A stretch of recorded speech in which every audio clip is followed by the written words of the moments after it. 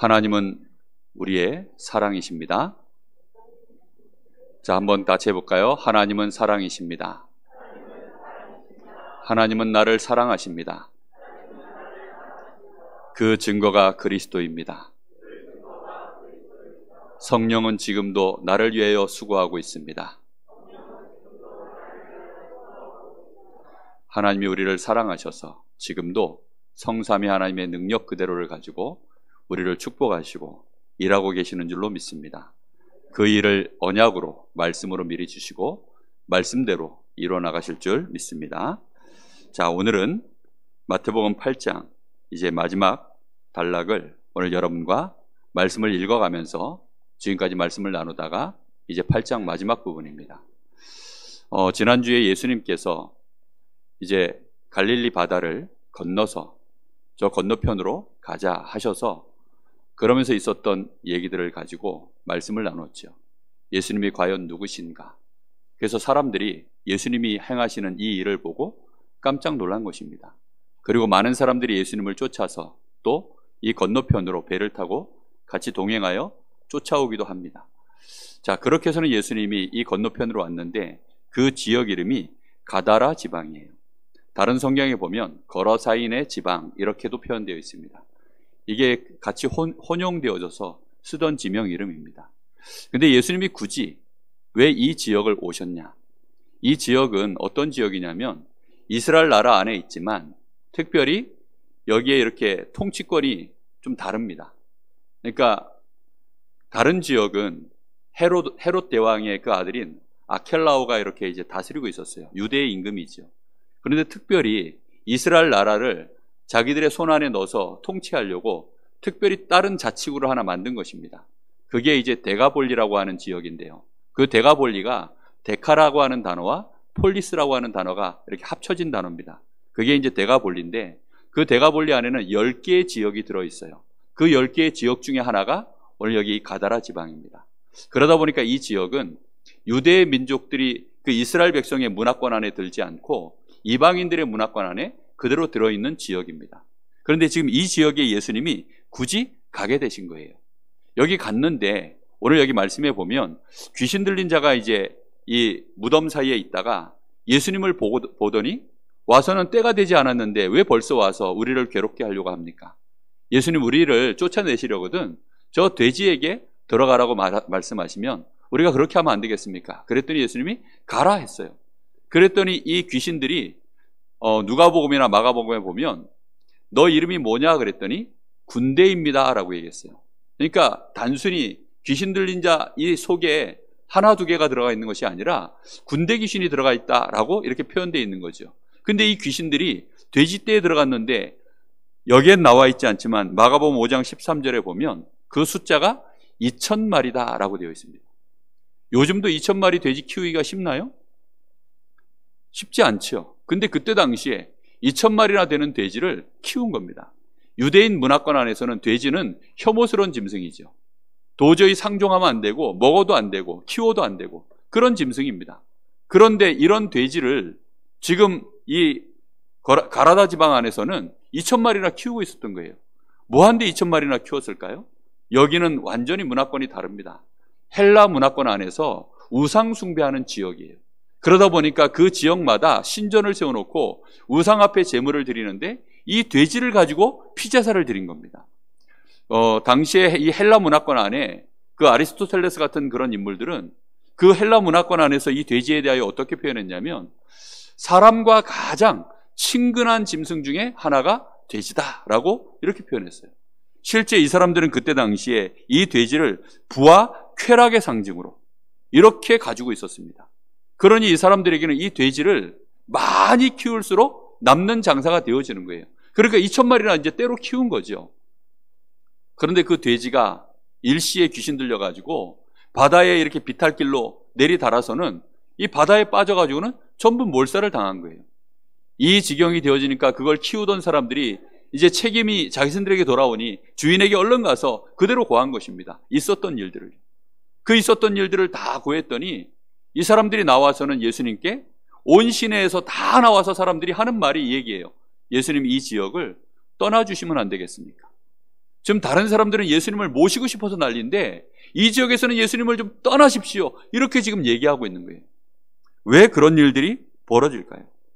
이 사람들에게는 당장 경제적인 이유, 종교적인 큰 손실을 보았기 때문입니다.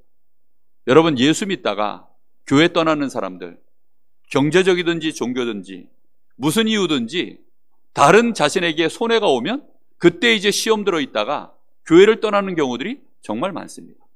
여러분, 오늘 정말로 예수님의 말씀 속에서, 오늘 하나님이 우리에게 주시는 이 본문의 말씀 속에서 우리 인간에게 가장 필요한 부분이 무엇인가, 우리의 근본 문제가 진짜 무엇인가, 여기에서 발견하시고 예수를 끝까지 쫓아가서 예수를 붙잡고 누릴 수밖에 없는 그런 믿음이 회복되기를 예수님의 이름으로 축복합니다.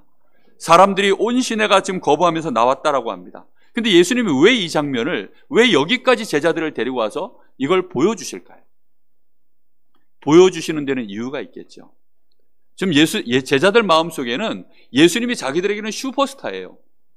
예수님처럼 대단한 분이 없는 것입니다. 지금 예수님을 쫓아가기만 하면 될 것 같아서 서기관까지도, 또 바리새인 중에 한 명인 이 니고데모 같은 인물도 밤중에 예수님을 찾아오기도 하고, 실상 그때 당시에 예수님을 흠모하던 지도자들이 굉장히 많았어요.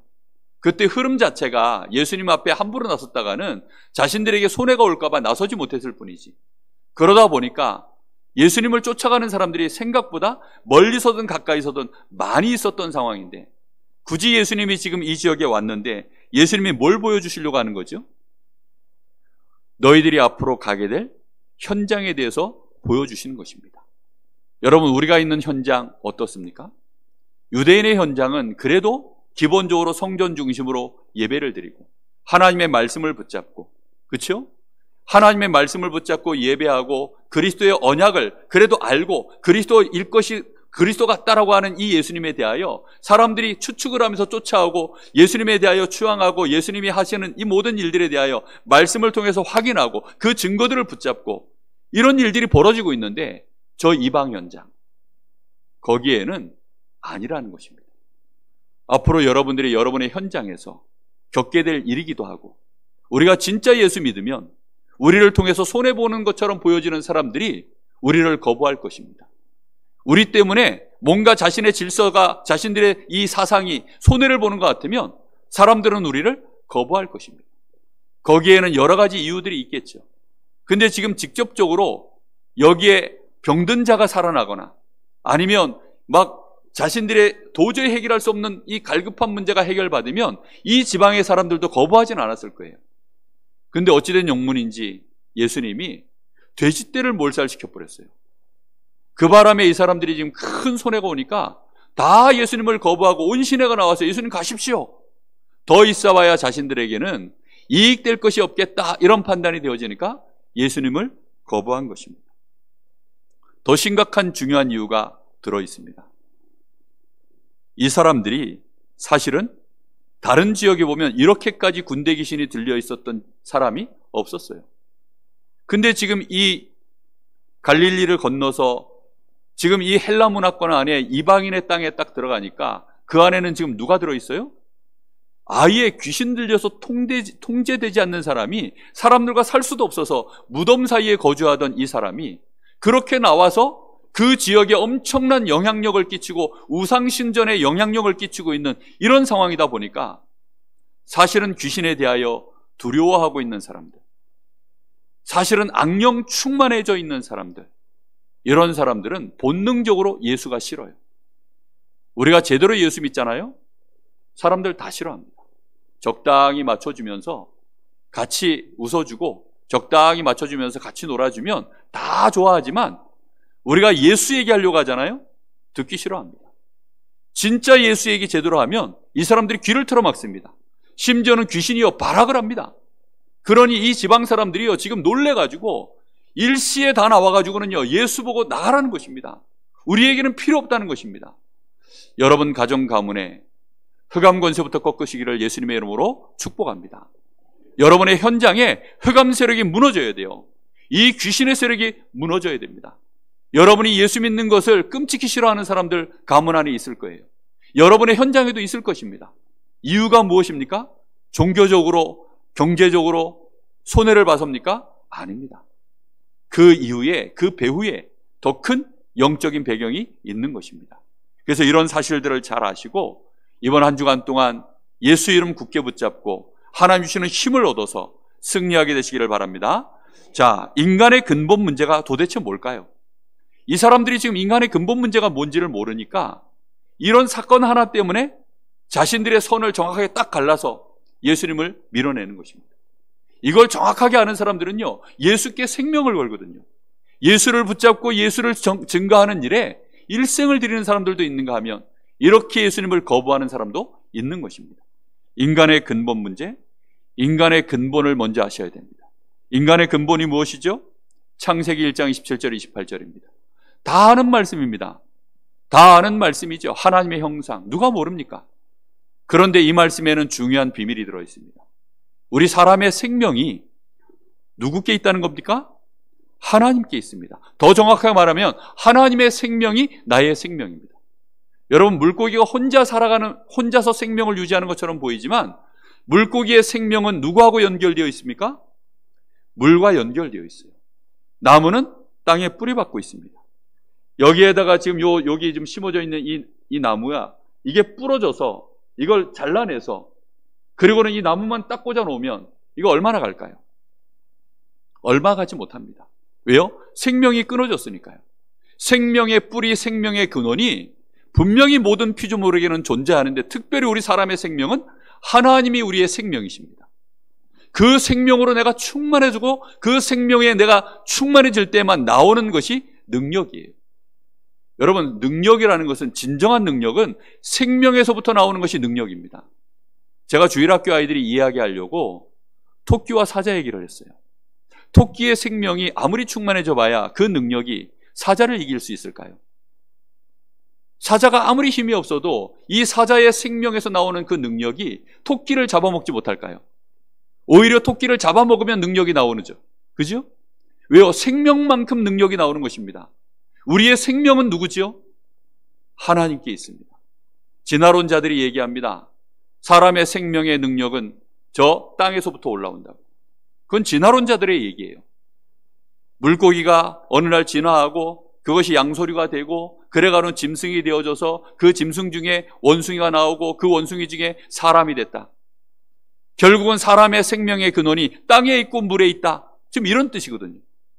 하나님은 그렇게 말씀하지 않습니다. 사람이 잘 먹고 잘 살아봐야 그 능력이 돼지의 능력을 능가하지 못해요. 절대로 우리 사람의 능력은 하나님께 있습니다. 하나님이 우리의 생명이십니다. 하나님이 우리의 생명이시고 하나님의 생명으로 내가 충만해져야만 진정한 사람의 능력이 거기서 발현되는 것입니다. 여러분, 이 생명과 이 능력을 알고 계십니까? 이걸 진짜로 맛보셨습니까? 글은 알아요.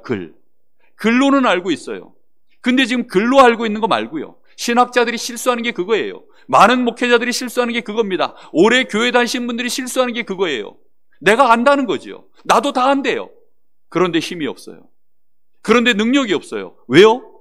생명으로 충만해지지 않았기 때문에. 이 생명으로 충만케 하려고 우리 예수님이 오신 것입니다. 그런데 사람들은 이걸 몰라서 예수님 가십시오, 쫓아내는 거예요. 자신에게 필요 없다는 것입니다. 제가 어려서부터 교회를 다녔어요. 어머니 손잡고 한 6살 때부터인가 교회를 다녔던 것 같아요. 그렇게 어려서부터 교회를 다니고 주일학교, 중고등부, 그리고 성가대, 고2 때부터인가요? 3학년 때부터인가요? 주일학교 교사, 성가대 베이스 파트장, 어느 날부터가 또 교회에서 이제 찬양 인도하고, 또 주일학교 교사하고, 중고등부 교사하고, 나중에는 차량 운행도 하고, 교회 교역자입니까? 정말 하다 보니까요, 점점점 그렇게 열심히 특심으로 그렇게 했어요. 근데 어느 날이요, 내 인생에 진짜 중요한 순간이 왔는데 대학에 똑 떨어진 겁니다. 생각지도 않게 대학에 똑 떨어지고 나니까 제 마음속에요, 하나님이 나한테 이러시면 안 될 건데. 그렇잖아요. 하나님이 나한테 이러시면 안 될 건데. 아니, 다른 사람은 몰라도 나한테 이러시면 되나? 아니, 우리 어머니를 봐서라도 그러시면 안 될 건데. 우리 어머니가요, 새벽마다 저를 위해서 기도하시고, 뿐만 아니라 교회 건축한다 그럴 때는 그 없는 살림에 돈을 그렇게 막 적금을 부시더라고요. 그 적금 모아가지고요, 교회 건축한다 그러니까 막 건축원금도 아예 적금 깨가지고 그렇게 또 내시고, 11조가 없는 살림이에요. 저 용돈 한 번도 못 받았거든요. 근데 그 11조 내고 헌금 내고 그거 다 하시는데, 하나님이 나한테는 이러시면 안 될 건데, 어느 날 대학에 똑 떨어지고 나니까요, 낙심이 파고 오는 거예요. 그러고 나서 군대를 갔는데, 또 군대도요, 아버지 일찍 돌아가셔가지고 집안에 남자가 없는 관계로 이상한 데를 갔어요. 그래가지고 거기 가가지고 실컷 고생하고 왔는데, 사람이요, 마음과 생각이 점점점 무너지기 시작하는데요. 야, 하나님은 나한테 별 관심이 없으신가 보다. 나는 하나님이 나에 대하여 별 신경도 안 쓰시고, 하나님은 계신 것 같은데 아무래도 하나님은 나하고 너무 멀리 계신 것 같아. 그렇다고 한다면 나도 하나님 떠나야지. 내가 차마 하나님을 떠나세요라고 못하겠고, 뭐 중이 절이 싫으면 지가 떠나야지 절간이 떠날 수 없다고 그런 얘기를 하잖아요. 제가 교회를 떠나려고, 하나님을 떠날 수 없다는 걸 모른 채 내가 혼자 도망가 버리면 되는 줄 알고 요나처럼 튀려고 했는데, 결국은 하나님이 저를 붙잡으셔가지고 하나님 은혜 속에 들어왔습니다. 저는 그때까지만 해도 인간이 뭔지를 몰랐어요. 인간의 근본이 뭔지를 몰랐고, 내가 이렇게 어려울 수밖에 없었던 이유가 근본 문제를 깨달으라고 하나님 나를 이렇게까지 코너로 몰아넣으시는 것을 미처 몰랐어요. 내 심령을 가난하게 만드시려고. 정말로 그리스도 알았을 때 내가요, 이 그리스도를 붙잡는 일에 생을 걸고 붙잡게 만드시려고 저를 이렇게 코너로 몰아넣으시는 것을 저는 정말 몰랐습니다. 근데 나중에 알고 나니까 얼마나 감사하든지, 얼마나 이게 이 은혜가 크든지요. 여러분, 인간의 근본 문제가 뭔지 아십니까? 불신자는 하나입니다. 생명이 없어요. 하나님의 생명이 끊어져 버렸습니다. 하나님을 떠난 자체가 생명이 끊어진 겁니다. 죄의 삭시 사망입니다. 그러니까 마귀의 자녀로 지옥의 배경 속에서 끊임없는 문제를 당하고 있는 것이 불신자의 운명입니다. 신자의 문제가 뭔지 아세요? 신자가 진짜 하나님 자녀가 됐다면 생명이 있습니까? 없습니까? 하나님 생명이 있습니다. 문제는 뭐냐? 힘이 없어요. 신자의 문제는 능력이 없는 것입니다. 무능한 거예요. 힘이 없는 겁니다. 문제가 오면 불신자와 똑같이 당황해요. 문제가 오면 심지어는 불신자 방법으로 해결합니다. 문제가 오면 그냥 도망가 버립니다. 숨어버립니다. 피해버립니다. 원망합니다. 탓을 합니다. 거짓을 행합니다. 심지어 범죄합니다. 이런 일들이 얼마나 많이 벌어지는지 모릅니다. 신자의 문제는 무능한 거예요. 여러분에게 생명이 있으십니까? 생명이 있으십니까? 진짜입니까? 능력 있으십니까? 있을라 합니까? 있고 싶습니까? 군대입니까?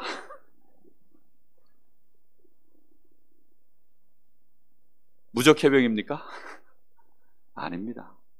여러분, 생명의 능력으로 충만해지면 그때부터 능력은 무조건 나오게 되어 있습니다. 여러분, 예배 시간이 어떤 시간인 줄 아십니까? 생명으로 충만해지는 시간입니다. 예배 시간에 여러분 조금만 하나님 바라보세요. 하나님의 말씀 앞에 여러분 마음을 담고 아멘이라고만 말해도 생명의 능력으로 충만해집니다. 성가대에서 찬양할 때, 앞에서 대표 기도하는 자가 기도할 때, 여러분의 마음에 그 기도 소리를 듣고 찬양의 가사를 듣고 말씀을 듣고 여러분이 조금만 하나님 앞에 여러분을 집중하면 생명의 기운이 우리에게 임하는 줄로 믿습니다. 그 생명으로 충만해지면 능력은 자연스럽게 나오는 거예요. 우리 성가대 우리 김동우 장로님이 코로나 때문에 한 2주를 정말 고생하신 것 같아요. 밤낮 없이 일하시다가 정말 이 생명의 기운을 갉아먹으시면서까지도 일을 하신 것 같아요. 그러다가 이제 코로나가 오니까요, 이게 바깥에서 바이러스가 딱 쳐버리니까 이게 이 생명의 능력이 강하면 그냥 같이 기침 한번 하고 그냥 끝나거든요. 어떤 아이들은 그냥 왔는지도 모른대요. 저 어느 집은 보니까 집안 식구가 다 코로나 걸렸는데 한 명은 또 아예 안 걸려. 마스크 다 벗고 다 같이 걸리자고서 작정을 했는데도 한 명은 또 안 걸려요. 왜 그러느냐? 그 생명의 힘이 바이러스를 능히 이기기 때문입니다. 여러분, 정말로 이 생명이 곧 능력입니다. 예수 생명 우리 안에 충만해지면 예수 능력 무조건 나오게 될 줄로 믿습니다. 여러분, 이 힘이 있어야 돼요. 사람들은 돈이 힘인 줄 압니다. 여러분, 자리가 힘인 줄 알아요? 아니에요. 자리 갖다 놔도요 욕 먹습니다. 능력이 없으면. 그렇죠? 돈 있어도요 능력 없으면 그 돈 가지고 엉뚱한 짓 합니다. 오히려 자기를 무너뜨려요.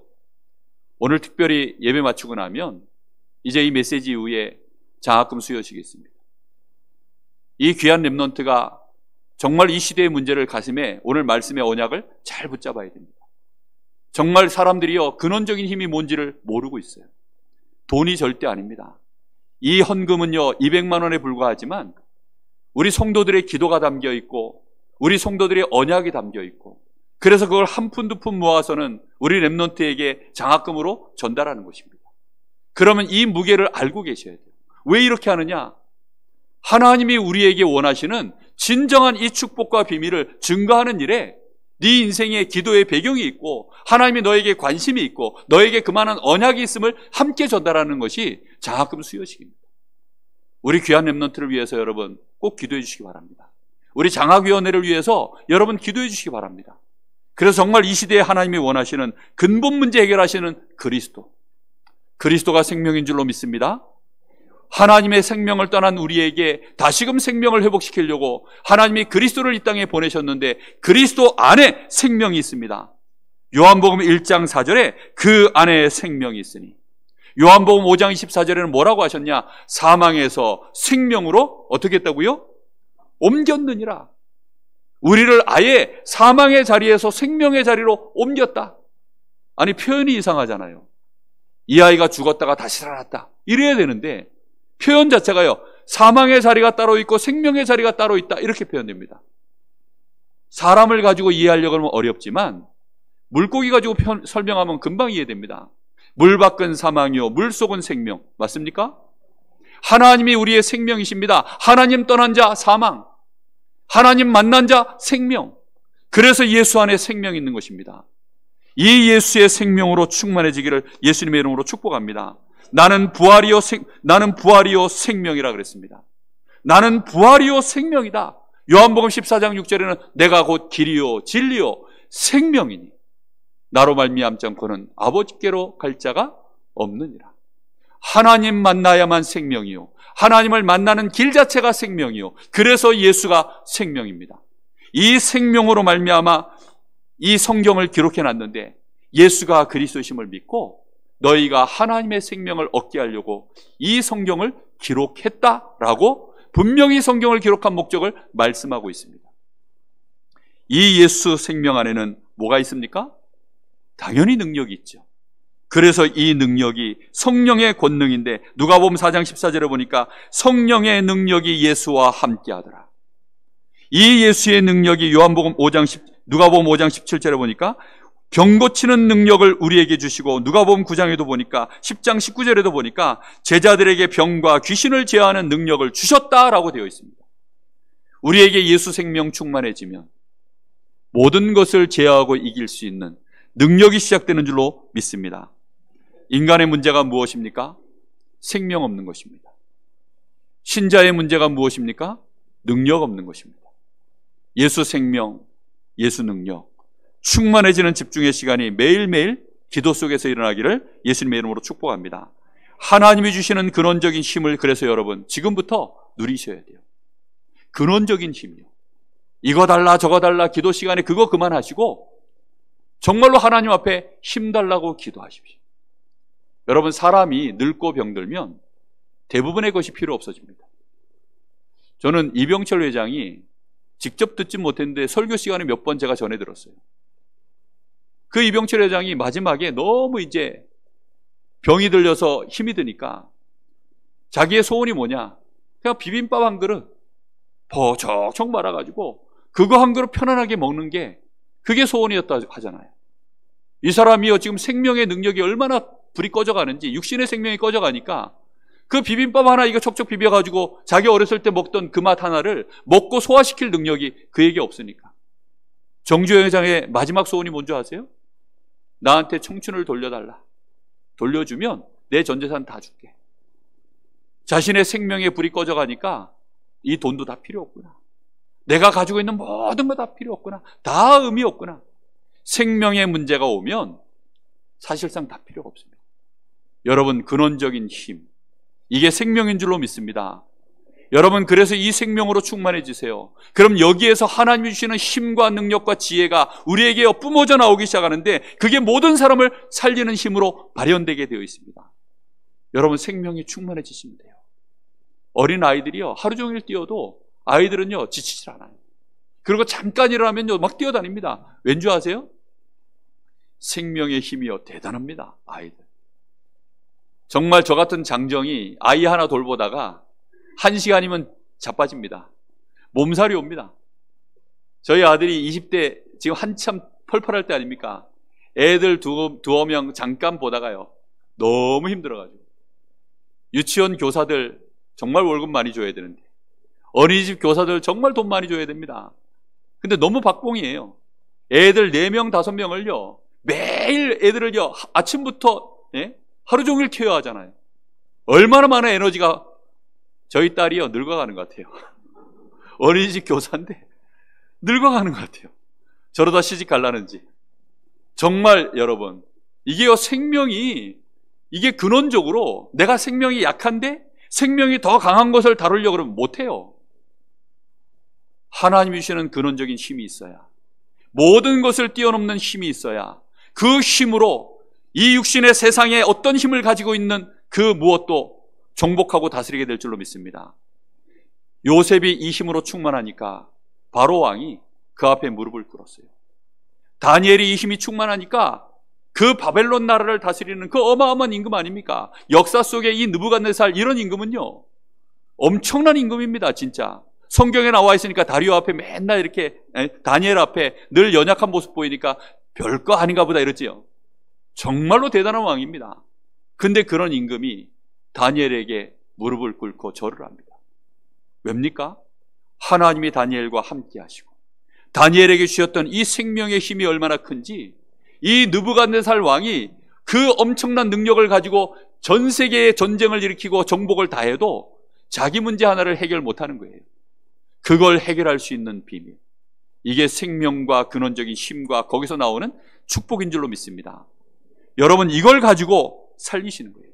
그래서 하나님은 우리에게 창세기 2장 7절에 생명을 우리에게 불어넣으셨습니다. 우리 코에다가 생명의 기운을 불어넣으니 사람이 생명이 된지라. 요한복음 20장 22절에도 예수님이 부활하시자마자 제자들 딱 모였을 때 숨을 불어내시며 말씀하신 것이요, 성령을 받으라. 예수님이 마지막 때에도 승천하시기 직전에 예루살렘을 떠나지 말고 아버지의 약속하신 성령이 너에게 임할 것이니까 오직 성령이 임하도록 너희는 기다려라. 성령의 충만함을 받아라. 성령 충만, 곧 생명 충만인 줄로 믿습니다. 이 힘을 얻으셔야 됩니다. 이 힘의 능력이 나에게 충만해지면 어느 날 확신이 딱 와요. 할 수 있겠다. 이거는 불신자들이 말하는 할 수 있다, 하면 안 된다 이런 게 아니에요. 되어지겠구나. 이거는 될 수밖에 없다. 나는 불가능하지만 하나님은 하시겠구나. 이 확신이 딱 오면 그때부터 입에서 터져나오기 시작합니다. 이게 터져나오는데요, 옆에 있는 사람들이 볼 때에는 이게 교만해 보여요. 이게요, 애가 철없어서 떠드는 소리처럼 보입니다. 요셉이 그런 말을 하니까 형들이 전부 다 싫어했어요. 저 꿈쟁이 저거, 저 허풍쟁이, 저 말쟁이, 전부 그렇게 얘기했다는 거예요. 그러나 그 말씀대로 어떻게 됐다고요? 하나님 말씀대로 되리라. 맞습니다. 말씀 그대로 어느 날 되어집니다. 그 시간이 당장 눈앞에 안 보이는 것처럼 보이지만 결국은 되어집니다. 그 일에 증인 되시기를 예수님의 이름으로 축복합니다.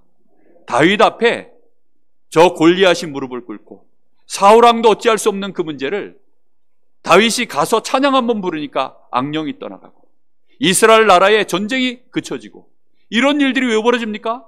사무엘 같은 인물 하나가 올라오니까, 하나님의 신으로 충만한 자 하나 올라오니까 그 생명의 능력이 확신으로 드러날 때에는요 다른 사람에게 전달되기 시작합니다.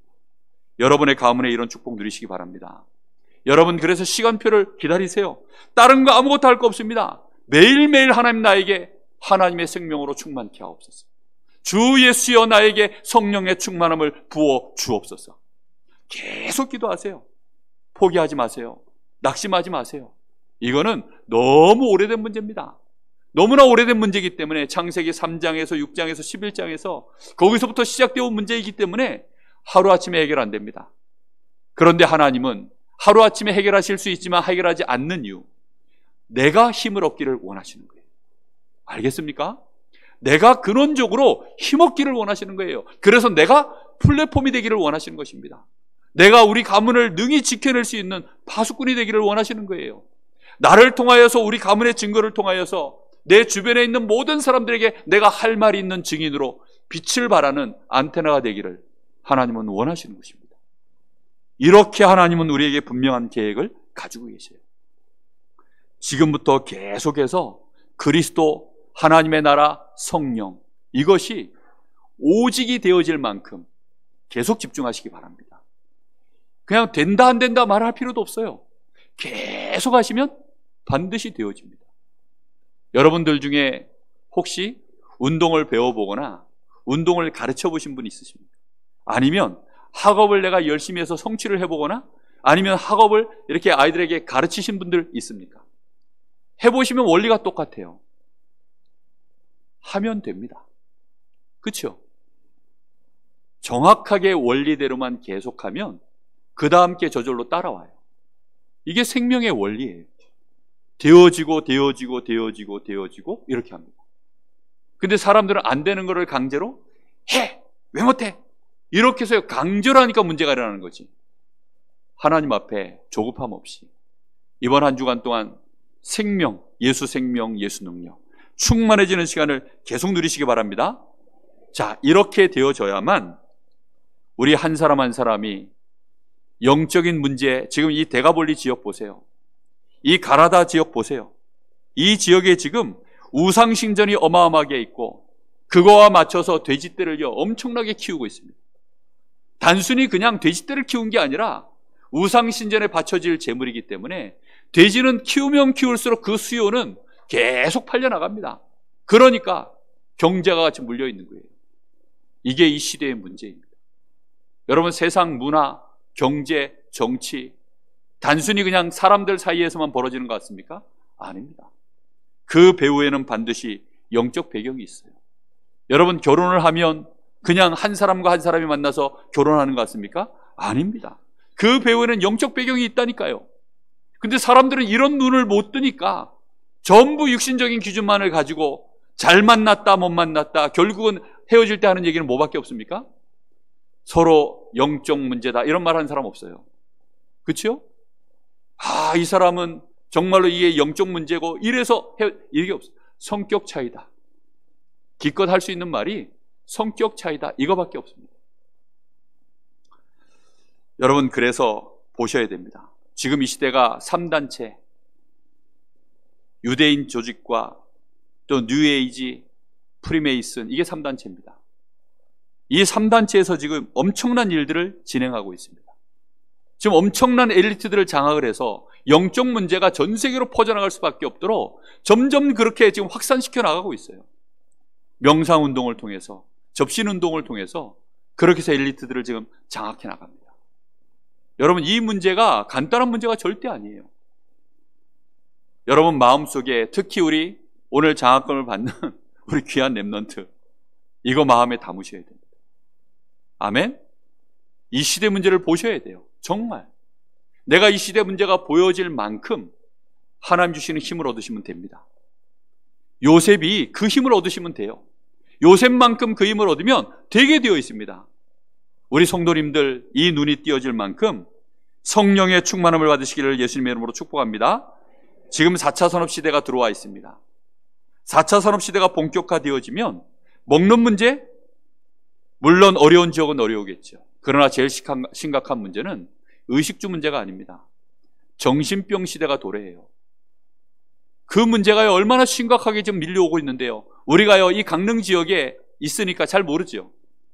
치안이 좋은 이 대한민국에 사니까 잘 모르시죠. 아닙니다. 조금만 관심 갖고요, 사각지대, 이 재앙지대 여러분 들어가서 조금만 한꺼풀 벗고 들어가서 보시면요, 심각한 문제들이 얼마나 많은지 모릅니다. 우울증 환자들, 공황장애, 막 귀신 보이고 들리고 이게 조현병이거든요. 그걸 더 지나가서 막 자살하고 막 마약에 막 잡혀가지고 지금 약물에 막 탈하게 심각합니다. 이런 시대 속에서 여러분 이게요 확 코로나처럼 퍼질 건데 여러분 어떻게 하실 겁니까? 코로나처럼 퍼질 거라니까요. 이런 시대 속에 우리가요, 힘이 없으면 이 근원적인 이 문제를 알고 근원적인 힘을 가지고 내가요, 가지고 있지 않으면 절대로 이겨낼 수도 없고 도와줄 수도 없습니다. 깨닫게 되기를 예수님의 이름으로 축복합니다. 자, 그래서 결론입니다. 여러분 언약 붙잡고 지금부터 내 문제부터 꼭 해결해 보십시오. 누구 문제요? 자기 자신의 문제입니다. 언약은 뭡니까? 그리스도, 하나님의 나라, 성령 충만입니다. 제가 수요 예배 때마다 서론의 이 세 가지 얘기를 항상 얘기하고 있습니다. 저는 바라기는 여러분 수요 예배 서론이라도 꼭 시간 내셔서 찾아서 한번 들어보셨으면 좋겠어요. 그 앞에 사도행전 1장 1절 그리스도, 하나님의 나라, 그 다음에 성령의 역사, 이거를요 서론에 항상 깔고 있습니다. 왜냐? 가장 중요한 성경 66권의 엑기스의 언약이기 때문에. 이 언약을 굳게 붙잡고 여러분 지금부터 조금만 집중해서 기도하세요. 제한된 집중을 조금만 해보세요. 한 주간 동안 하나님, 이 문제 어떻게 하면 좋을까요? 저 문제 어떻게 하면 좋을까요? 아니면 사람에게 시달려서 막 스트레스 받고 있지 마시고 제한된 집중을 한번 해보세요. 제한된 집중이라는 게 뭐죠? 이것저것 많이 있지만 요거 하나만 하겠다는 겁니다. 사람들이 그러잖아요. 농담 삼아 나는 한 놈만 패 이러잖아요. 때린 데만 또 때려 이러잖아요. 그러니까 하나만 딱 집중하라는 겁니다. 오직 그리스도 붙잡고 성령의 충만함을 주옵소서. 우리 집에 하나님 나라 임하게 하옵소서. 다른 거 아무것도 놓지 말고 그냥 하나님의 나라가 임하게 하옵소서. 나에게 성령 충만 주옵소서. 주 예수여 나에게 성령의 충만함을 주옵소서. 주님의 능력으로 충만하게 하여 주옵소서. 원래 주셨던 그 믿음의 사람들에게 주신 그 능력으로 충만하게 해 주십시오. 한번 계속 기도해 보세요. 계속 한 주간 동안 계속 해보세요. 한 주간 동안 안 되거든 2주간 하세요. 2주간 안 되거든 3주간 하세요. 안 되거든 평생 하세요. 그 힘과 능력은 어느 날 없어지지 않습니다. 그 힘과 능력은 반드시 영향이 가게 되어 있습니다. 나에게 직접 안 오면 내 후대에게 오게 되어 있습니다. 우리 교회에 오게 되어 있습니다. 이 지역을 바꾸게 되어 있습니다. 여러분 이걸 놓고 계속 기도하십시오. 반드시 시간표가 옵니다. 증인이 되게 되어 있습니다. 힘없는 자는 힘없는 증인, 교회 다니는데 하나님 영광 가리는 증인, 내가 예수 믿는다 하는데 예수 믿는 축복을 하나도 사람들 앞에 보여줄 수 없는 증인, 예수 믿어봐야 별 것 없구나, 오히려 쟤는 나보다 더 약하구나, 이런 증인이 나옵니다. 여러분은 어떤 증인 될 겁니까? 쟤는 예수밖에 안 믿는데 쟤는 나보다 별 거 없는 것 같은데 뭔가 다르네. 저에게는 하나님의 축복이 있고 하나님이 함께 하는구나. 저에게는 나에게 없는 뭔가 능력이 있구나. 그게 뭐지? 여러분 이런 증인 되기를 원하십니까? 여러분은 어떤 증인 되기를 원하십니까? 반드시 시간표가 우리 앞에 온다니까요. 우리 앞에 시간표가 오는데 여러분은 어떤 증인이 되기를 원하십니까? 악령 충만하여서 계속 세상에 끌려다니고 맨날 그 열받은 거 가지고 욕이나 하고 거짓말이나 하고 편이나 짜고 몸부림치다가 그러다가 결국은 먹다 싸다 죽다 인분 제조기로 인생 살다가 그렇게 마감하실 겁니까? 아니면 정말로 하나님의 자녀답게 나를 구원하신 하나님의 은혜에 너무 감사해서 내가 그 은혜 받은 만큼 내가 정말로 하나님의 능력으로 생명으로 충만해져서 그 일을 사람들 앞에 나도 모르게 보여줄 수밖에 없는 그런 이미지가 전달되는 그런 증인 되기를 원하십니까? 여러분이 꼭 성령의 충만함을 받고 그 능력으로 말미암아 예수님 말씀하시기를 땅끝까지 이르러 내 증인이 되라가 아니라 생명이 충만해지면 되리라. 아멘. 생명의 힘이 없으면 또 없는 모습으로 되리라. 생명의 원리는 반드시 똑같습니다. 여러분이 한 주간 동안 이 생명의 능력으로 충만해지는 시작이 되어져서 증인 되어지기를 예수님의 이름으로 축복합니다. 기도하겠습니다. 하나님 참 감사를 드립니다. 오늘부터 근원적인 힘, 근원적 생명, 예수 안에 있음을 알고 예수 생명, 예수 능력으로 충만해지는 그 시작이 우리 모든 성도들에게 임하게 하옵소서. 예수님의 이름으로 기도하옵나이다. 아멘.